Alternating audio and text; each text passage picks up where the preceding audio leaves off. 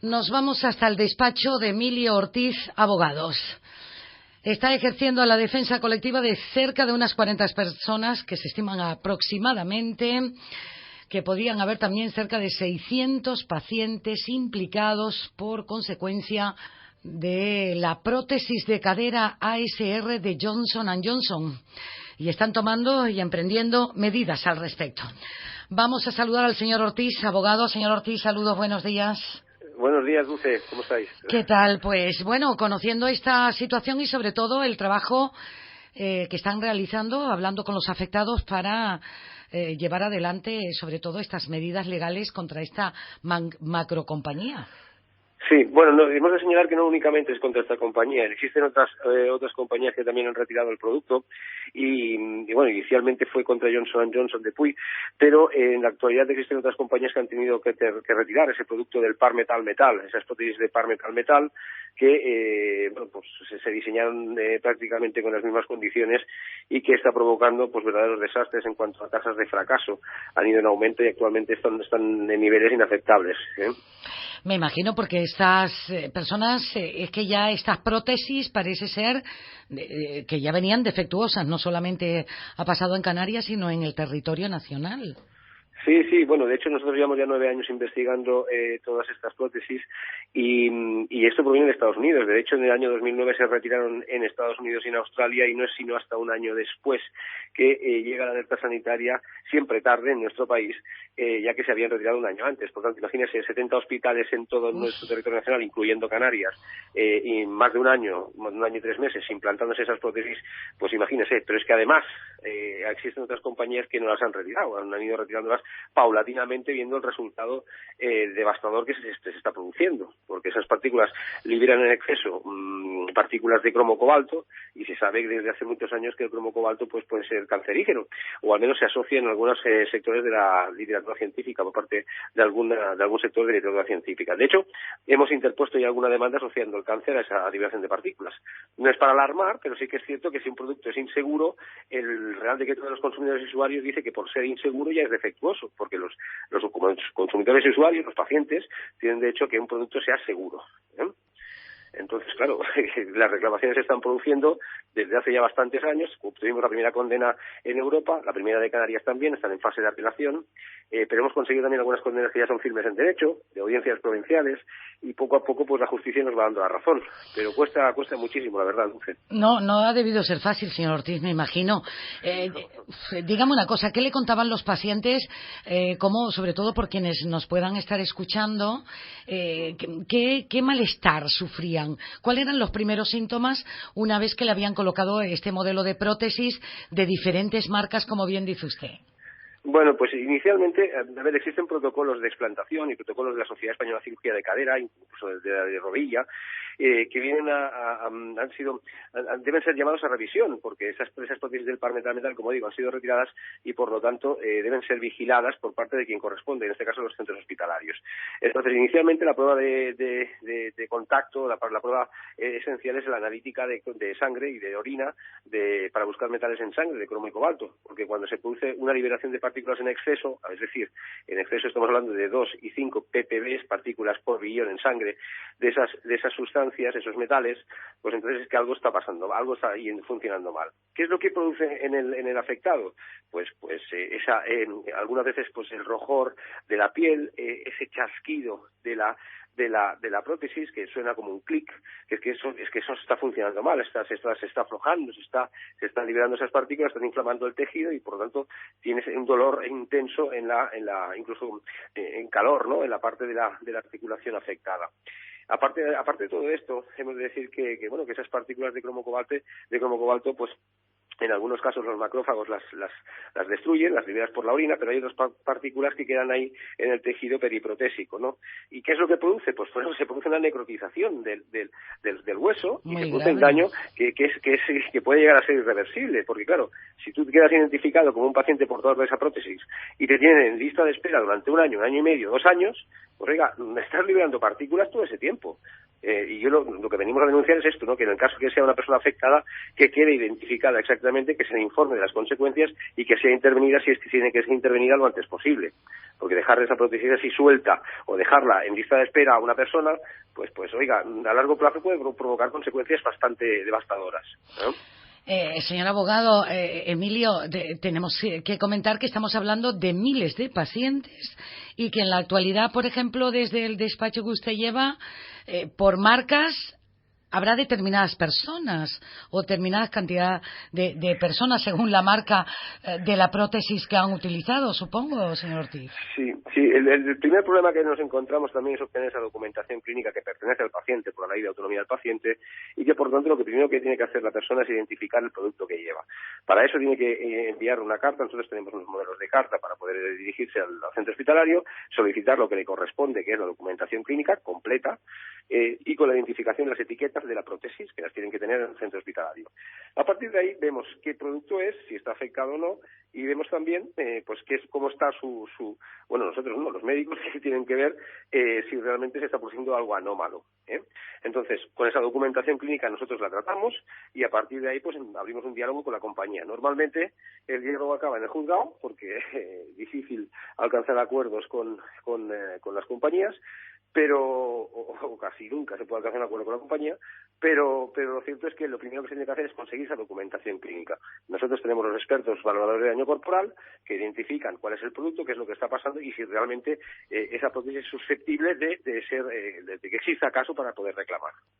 Me llama mucho la atención que estando esto en el mercado y sabiendo el problema que acusa estas prótesis de estas determinadas marcas, allí en aquellos centros hospitalarios en los que se ha llevado a cabo una operación para poner esta prótesis, que no se le haya comunicado a los pacientes, señor Ortiz.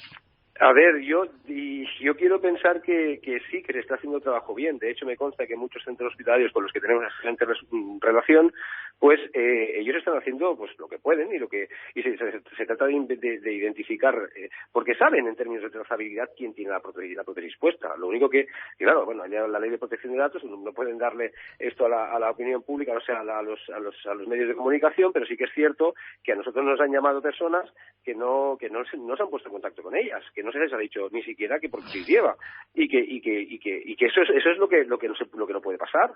Porque si realmente contra quien vamos es contra una compañía que es la que fabricó y distribuyó esos productos defectuosos, pues oiga, trate de facilitar un poco el camino para los afectados, no trate de poner trabas. En algún caso nos hemos encontrado que la documentación no se encuentra o que las etiquetas no se encuentran o que, oiga, vamos a ver, es que aquí entonces la responsabilidad se tiene que extender. Si usted no me facilita la identificación del producto para que yo pueda ejercitar la acción, ¿qué tengo que hacer? Pues oiga, algo de responsabilidad tendrá que tener. Ahora, ya le digo, nosotros nuestro objetivo no es ese. El objetivo, al margen de aquel carácter residual que pueda tener el doctor por haberse falta de elección, pero que en ningún caso tenemos ninguna condena contra ningún doctor. Ahora bien, si lo que se produce es el poner trabas a esa identificación del producto, el que se nos facilite o el que se nos ayude para que el afectado pueda reclamar, pero primero para plantarse y después para poder reclamar, en el caso que sea susceptible de reclamación, claro.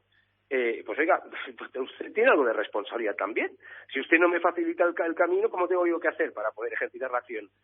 Claro, es que aquí hay algunos que piensan que no dando la información, pues así no existe caso. Y es más bien al contrario, es decir, lo que se produce es el efecto adverso, es decir, que entonces entras en la reclamación de lleno. Claro, no quedaría otra y además el paciente tiene derecho a saber qué prótesis le han implantado sí. para conocer qué prótesis, qué modelo, para saber qué es lo que lleva dentro, claro, de su cuerpo. Sí, porque claro, teniendo la documentación clínica sabemos exactamente qué es lo que ha pasado y con las etiquetas pues sabemos que si está afectado o no. Mire, existen múltiples combinaciones, existen otro tipo de productos que no están bajo vigilancia ni mucho menos y que son seguros, pero oiga, cuando ya queda identificado el par metal, cuando existe una analítica de cromo cobalto que es alarmante, cuando existe ese rojor, ese chasquido, cuando incluso existe una oferta por parte de una compañía de hacer frente a los gastos razonables para la explantación, oiga, pues poco más se tendría que discutir. Pues no, lo que se produce es una ocultación, una falta de información y todo esto es lo que venimos a denunciar. Por supuesto, y estamos hablando de la salud, señor Ortiz, que es lo más preciado que tenemos. como para tener otra consecuencia que a lo mejor, imagínese, que no sea irreversible, por ejemplo. Sí.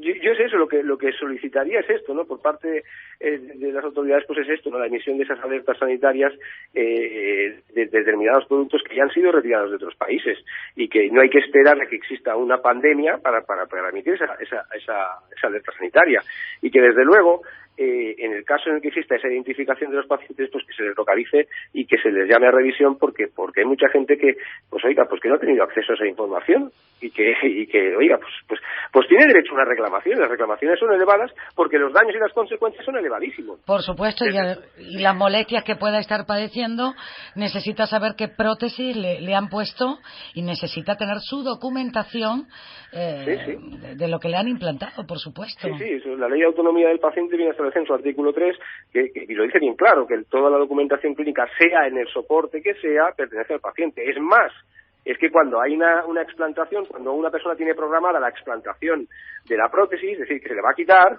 pues oiga, usted tiene que solicitar con antelación a la explantación que quiere usted la prótesis. ¿Por qué quiere usted la prótesis? Pues la quiero analizar, quiero demostrar que la prótesis es defectuosa. Nosotros ya lo sabemos, pero claro, en un procedimiento judicial tienes que demostrar los daños, que la prótesis o que el producto es defectuoso y que existe un nexo de causalidad, es decir, un nexo entre los daños y el producto defectuoso.